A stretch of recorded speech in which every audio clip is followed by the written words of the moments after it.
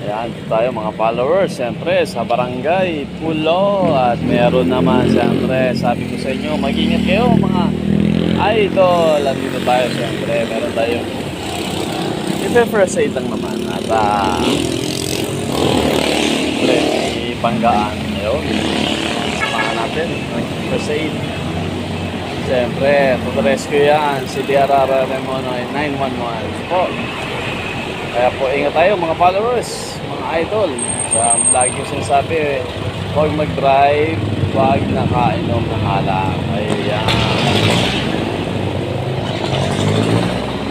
Ayun, ingat po tayo mga followers. Siyempre, to the rescue po ang CDRR Remo 911. Anong oras na?